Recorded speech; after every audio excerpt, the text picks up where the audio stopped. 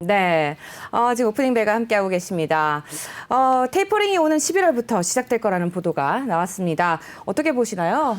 네, 그러니까 월스트리트 저널이 보도한 내용입니다. 지난 10일 금요일 날 보도를 했는데 뉴욕 시장에는 반영이 안 됐다 이렇게 봐야 될 것 같고요. 제목이 뭔가 하면은 연준이 11월 테이퍼링을 준비 중이라는 그런 제목이었습니다. 그 기사를 읽어볼 것 같으면은 월스트리트 저널이 연준의 고위 인사들하고 인터뷰를 하고 그리고 또 고위 인사들의 공개 발언을 갖다가 분석을 했습니다. 그랬더니 테이퍼링을 늦출 것 같지 않다. 11월에 실시할 것 같다. 이렇게 분석을 한 겁니다. 그러니까 9월 달 FOMC 그러니까 오는 21일과 22일 열리죠. 그때는 테이퍼링 얘기가 없겠지만은 아마 11월 FOMC에서 테이퍼링을 강력하게 시사하는 그런 발언이 있을 것 같다 이렇게 얘기를 했거든요. 네. 그러니까 FOMC가 끝나고 나면 파월 의장이 기자회견을 하지 않습니까? 그러니까 그 언론 브리핑에서 11월부터 테이퍼링을 시작한다는 그런 내용을 강력하게 시사할 것이다. 이렇게 월스트리트 저널이 보도를 했습니다. 네, 뭐 사실 8월 고용 지표가 예상보다 좀 크게 둔화가 되게 나왔습니다. 뭐 테이퍼링 늦어질 것 같다라는 관측도 굉장히 우세했잖아요. 네, 그렇습니다. 잠깐 복기를 해보면 사실 연내 테이퍼링 얘기는 언제부터 나왔는가 하면은 7월 달 FOMC 회의 의사록이 공개가 되면서 다수의 연준 위원들이 FOMC 의원들이 연내 테이퍼링을 갖다가 지지했다라는 그런 내용이 포함이 됐었고요. 그리고 난 뒤에 잭슨 홀 연설에서 제롬 파월 의장이 본인도 연내 테이퍼링이 적절하다는 생각을 했었다. 이렇게 표현을 하면서 연내 테이퍼링이 실시되는 거 아니냐 이렇게들 생각을 했습니다. 그런데 9월 초에 발표된 8월 고용 지표가 예상보다 너무 둔화돼서 나온 게 일단 테이퍼링을 늦추는 거 아니냐 이런 기대를 키웠던 겁니다. 그러니까 시장에서는 신규 일자리가 8월 달에 70만 개 이상 늘어날 걸로 예상을 했는데 23만 5천 개가 늘어나는데 그쳤던 겁니다. 그래서 연준의 양대 목표 그러니까 물가하고 고용 중에서 고용이 극도로 둔화가 됐기 때문에 아마 테이퍼링을 금년 안이 아니고 내년으로 미룰 수 있지 않겠느냐 이런 기대들이 나왔던 겁니다. 그런데 월스트리트 저널이 분석한 걸 보면은 이렇게 그 고용이 좀 둔화됐다 손치더라도 이게 테이퍼링을 늦출 정도는 아니다 이렇게 보고 있는 걸로 분석을 했습니다. 특히 제롬 파월 의장의 최측근이라고 하는 존 윌리엄스 뉴욕 연은 총재가 한 얘기가 있습니다. 그러니까 3일 날 고용 지표가 나오고 난 뒤에 8일 날 한 행사에서 발언을 했는데 뭐라고 얘기를 하는가 하면은 고용 지표라는 게 어떤 달은 좋고 어떤 달은 나쁘게 나올 수 있지만은 올해 들어서 쭉 이 고용 상황을 볼 것 같으면 상당히 탄탄한 회복세를 보이고 있다.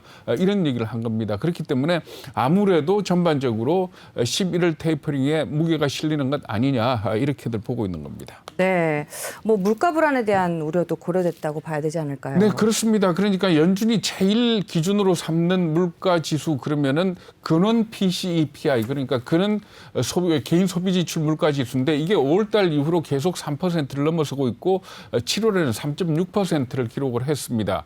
물론 연준 입장에서는 어느 정도 일시적으로 목표치를 상회하는 것은 허용하겠다 이렇게 밝혔지만은 지금 현재 상당히 불안한 모습이 지속이 되고 있고요. 그리고 또 지난 주말에 발표가 됐었죠. 생산자 물가 지수가 상당히 많이 오른 걸로 이렇게 나타났습니다. 그러니까 전년 대비해서 8.3% 그러니까 이 통계를 시작한 이후로 가장 높은 수준으로 나타났는데 월간 상승률 그러니까 전달하고 비교하면 0.7% 오른 걸로 나타났습니다. 이거는 예상치보다는 0.6%니까 예상치보다 좀 더 높았던 거고 전월의 1%보다는 좀 낮아지긴 했습니다만은 이렇게 생산자 물가 지수가 높아지니까 뭘 걱정을 하는가 하면은 결국 이렇게 기업들이 물가 원가 부담을 지게 된다면 이게 결국은 소비자 가격으로 전가되지 않겠느냐. 그렇게 된다면 결과적으로 소비자 물가를 끌어올릴 수 있고 이렇게 되면 경기 둔화 속에서 물가가 올라가는 스태그플레이션도 넣을 수 있다라는 그런 측면들이 지적이 되고 있다. 이렇게 봐야 될 것 같습니다. 네,